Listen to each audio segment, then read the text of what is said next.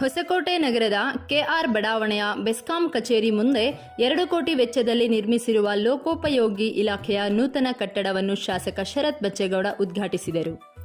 ಹೊಸಕೋಟೆಯಲ್ಲಿ ಲೋಕೋಪಯೋಗಿ ಇಲಾಖೆ ಕಚೇರಿಗೆ ನನ್ನ ಅವಧಿಯಲ್ಲಿ ಸುಸಜ್ಜಿತ ಕಟ್ಟಡ ನಿರ್ಮಿಸುವುದು ನನ್ನ ಗುರಿಯಾಗಿದೆ. ಗುದ್ದಲಿ ಪೂಜೆ ಮಾಡಿದ 6 ರಿಂದ 7 ತಿಂಗಳ ಒಳಗೆ ಗುತ್ತಿಗೆದಾರರು ಗುಣಮಟ್ಟದ ಕಾಮಗಾರಿ ಮುಗಿಸಿ ಉದ್ಘಾಟಿಸುತ್ತಿರುವುದು ಪ್ರಶಂಸನೀಯ ಎಂದು ಗುತ್ತಿಗೆದಾರ ಗೋಪಾಲಗೌಡರಿಗೆ ಅಭಿನಂದನೆ ಸಲ್ಲಿಸಿದರು. ಈ ಸಂದರ್ಭದಲ್ಲಿ ಲೋಕೋಪಯೋಗಿ ಇಲಾಖೆಯ E Chandrashekar, A Prakash, town Congress ಅಧ್ಯಕ್ಷ ಬಿವಿ ಬೈರೇಗೌಡ, ಬಿಎಂಆರ್ಡಿಎ ಅಧ್ಯಕ್ಷ ಕೇಶವಮೂರ್ತಿ, ಸದಸ್ಯ ಡಾಕ್ಟರ್ ಎಂ ಸುಬ್ಬರಾಜು, ಗ್ಯಾರಂಟಿ ಯೋಜನೆಗಳ ಅನುಷ್ಠಾನ ಸಮಿತಿ ತಾಲೂಕು ಅಧ್ಯಕ್ಷ ಬಚ್ಚೇಗೌಡ, ಗುತ್ತಿಗೆದಾರ ಗೋಪಾಲಗೌಡ, ಯುವ ಮುಖಂಡ ಬಿಜಿ ನಾರಾಯಣಗೌಡ, ದೊಡ್ಡಮನೆ ಅರುಣ್ ಮುಖಂಡರು ಇದ್ದರು.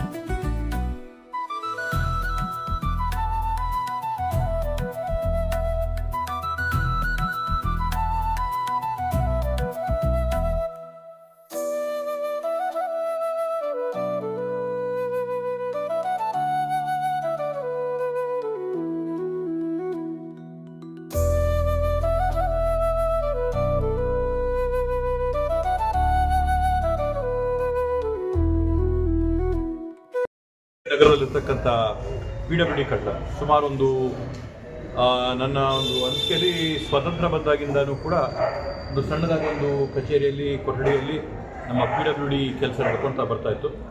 ಇವತ್ತು ಇತ್ತೀಚಿನ ದಿನಗಳಲ್ಲಿ ನಾವು ನೋಡಿದ್ರೆ ನಮ್ಮ ಲೋಕೋಪಯೋಗಿ ಇಲಾಖೆ ಕಡೆಯಿಂದ ತಾಲೂಕಾದ್ಯಂತ ಸಾಕಷ್ಟು ಕೆಲಸಗಳು ಇವತ್ತು ಆಗ್ತಾ ಬರ್ತಾಯಿವೆ. ಸುಮಾರು ಪ್ರಪ್ರಥಮವಾಗಿ ನಾವು ಚಿಂತಾಮಣಿ ರೋಡ್ನ PWD ಕಡೆಯಿಂದ ಮಾಡಿ ಅದನ್ನು ಅಭಿವೃದ್ಧಿ ಮಾಡಿದ್ದೀವಿ. ಅದನ್ನ ಅಂದಾಜು ಸುಮಾರು 60 ಕೋಟಿ ರೂಪಾಯಿಗಳ ವೆಚ್ಚದಲ್ಲಿರ್ಬೋದು, ಸತ್ಯ ಸರ್ಕಲಿಂದ ಹಿಡಿದು ಚಿಂತಾಮಣಿವರೆಗೂ. ಅದಾದ ನಂತರ ನಮ್ಮ ಏನು ದೇವನಹಳ್ಳಿಯಿಂದ ಹಿಡಿದು ಹಳೆ 207 ಅಲೈನ್ಮೆಂಟ್ ಇತ್ತು, ಅದು ಕೂಡ ಇವತ್ತು ನಾವು ಡಾಂಬಾರ್ ಮಾಡಿ ದುರಸ್ತಿ ಮಾಡಿ PWD ಕಡೆಯಿಂದ ನಾವು ರೆಡಿ ಮಾಡಿಕೊಂಡು NH ಇಂದ PWDಗೆ ಹ್ಯಾಂಡ್ ಓವರ್ ಆಗಿದೆ.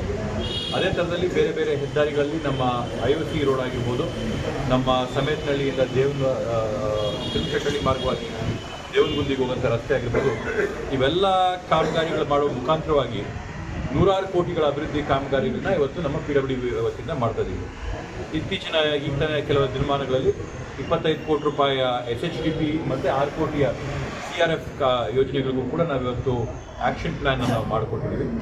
ಈ ರೀತಿಯಲ್ಲಿ PWD ಕಡೆಯಿಂದ ಒಳ್ಳೆ ಕೆಲಸ ನಡೀತಾ ಇದ್ರೂ ಕೂಡ ಅವ್ರಿಗೆ ಬೇಕಾದಂಥ ಒಂದು ಸುಸಜ್ಜಿತವಾದಂಥ ಒಂದು ಕಟ್ಟಡದ ಕೊರತೆ ಇದೆ.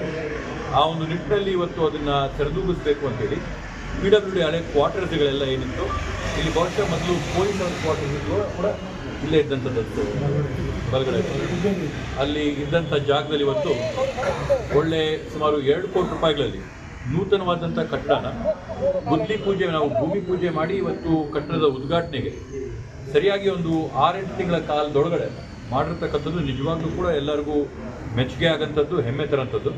ಅದ್ರ ಜೊತೆಗೆ ಕಟ್ಟಡನ ಕಟ್ಟಿದಂಥ ಸಂದರ್ಭದಲ್ಲಿ ಯಾವ ಥರ ಪರಿಸರನ ಕಾಪಾಡಬೇಕು, ಹಸಿರಿರಬೇಕು, ಅವೆಲ್ಲವನ್ನೂ ಕೂಡ ಕಾಪಾಡಿಕೊಂಡು ಉಳಿಸ್ಕೊಂಡು ಕಟ್ಟಡನ ತುಂಬ ಸುಸಜ್ಜಿತವಾಗಿ ಕಟ್ಟಿದ್ದಾರೆ.